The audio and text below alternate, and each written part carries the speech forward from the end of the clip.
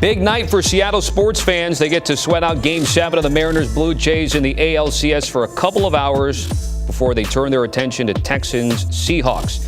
Houston's won 2 straight after starting the season 0-3. Seattle's improved to 4-2 after their 20-12 win at Jacksonville a week ago. Back here with Leger and Ran to talk about this game again, the second game of a doubleheader tonight. Ran, what has been the key to this Seattle 4-2 start with Sam Darnold at quarterback this year? It all starts with his familiarity with his offense and his offensive scheme.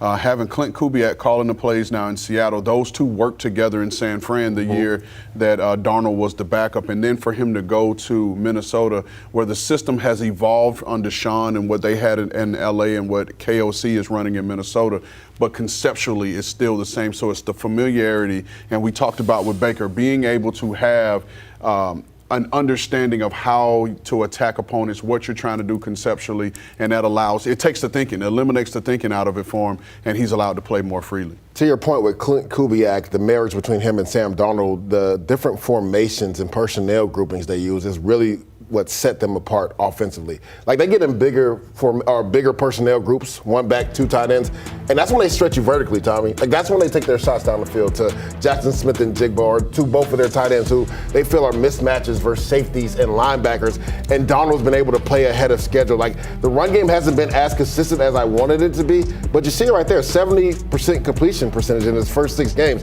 He's throwing efficiently, knowing exactly where to go with the football, and they'll max protect and take those shots down the field. So I love how his offensive coordinator has used the talent on the roster, right, in those personnel groupings to take shots down the field, because most of the time, and you know this, Ram, when you go 1 back, 2 tight ends, you have to match up with that, which means you bring an extra linebacker on the field. But they're not thinking we're going to run the ball. We're going to throw the ball down the field, and now your linebacker has to cover one of our speedy receivers or one of our better tight ends that are athletes. So I love what they've really done. Clint Kubiak has done a masterful job using the personnel that the Seattle Seahawks have. It's interesting to see how they've, I guess, evolved over the first 6 or 7 weeks, because Darnold went from a guy throwing 22 to 24 times a game, not completions, just attempts a game. Correct. And then there's a couple of times where now he's throwing 28, 30, 32, and doing it efficiently, as you guys were talking about. Again, best version of this offense, though, because they went from Ryan Grubb to Clint Kubiak, Geno Smith to Sam Darnold. They want to run the football and play action pass, right, Ran? Is that the way they want to go? And that's the precipice of this Shanahan tree. Correct. Right? And Kubiak tree, however you want to marry it.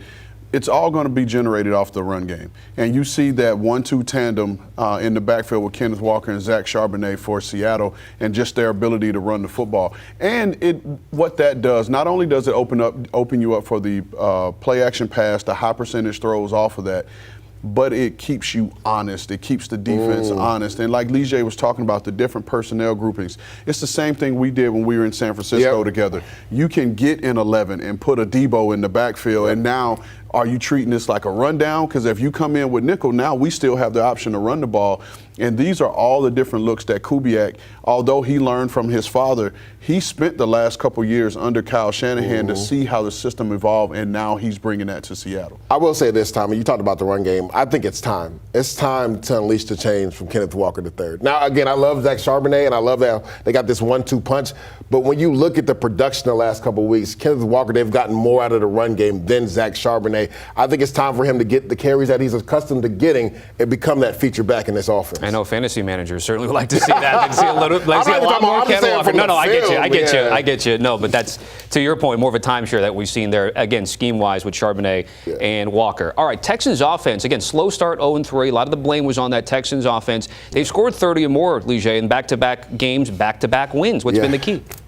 Playing bad defenses. They played the Tennessee Titans and they beat up Ravens team. Now, again, they have been able to get Woody Marks going a little bit more in the run game. C.J. Stroud has been more efficient throwing the football, hasn't turned it over. Their defense was never the issue. We knew they were going to have a really good defense, but they've been able to actually run the ball. The first couple of weeks, they could not run the ball at all. They found a little bit of juice with Woody Marks. Now, looking for them to try to do that again against a stingy Seattle defense, especially that front that they have. But getting Woody Marks going in the run game has helped the Texans be able to become more efficient on offense. And this is what we talk about when you make these wholesale changes, right? Because the Houston offense wasn't broken. Yeah. They've been down some weapons, particularly on the perimeter at the Correct. receiver position, and they're down some guys coming into this game. But under Bobby Slowick, they were still efficient, and they were a high-performing offense. But now you have a new coordinator who's coming in, and you have to believe that they're turning some of the reins over to C.J. Stroud a little bit more, and he gets to operate as the focal point of the offense and make his calls and checks. And so for that, you knew there was going to be some struggle because he hadn't done it before, right? And his plays were called from him, on the board from the sideline in college, and then the way Bobby called the offense. So now I think, and to Leger's point, they play some less than stellar defenses. Yeah. But I think you're also starting to see C.J. Stroud start to come into his own as a quarterback who has more of an ability to operate at the line of scrimmage. They still have line issues, but we'll see if that can be schemed out with either scheme or C.J. getting the ball out to his guys a little bit quicker. You mentioned the defense. It is elite. The only one this year to not give up 20 points in a game. How are they getting it done? What stands out to you about this unit? Mike McDonald and the way he's able to be inventive with his defensive front. Leonard Williams is a D tackle by nature, but they move him to defensive end to get those mismatches. The pass rush games that they have, they get the linebackers involved in that. And their secondary has been stellar. A lot of guys that haven't been talked about, Josh Jobe, Kobe Bryant, these guys are not household names, but they've been playing really good football. So kudos to Mike McDonald, which is a defensive coach by nature. He really has that defense flying around, but it all starts with that front 4 or 5 or 6 because they rotate like 7 or 8 guys up front that really get after the quarterback. So that the one I was talking about was the Texans giving up 23. We have 2 good units in this game. Oh, you're talking about the Texans? The Texans, though. But Ram, in terms of the Texans unit there, because of the offense struggling, they've been able to lean on the defense at least to keep them in games and win games. It's the structure of this defense and the style of play. They are an attacking defense. They play all out. And we talked about this on the morning show with the San Francisco 49er defense.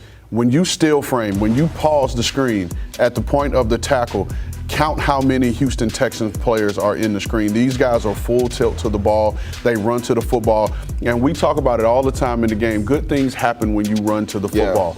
Balls coming out late, tip balls, being able to tips and overthrows, got to get those. That's what we're always taught. And that's what these guys are doing. You talk about tonight's matchup. This is a good-on-good matchup with this Houston defense and this Seattle offense.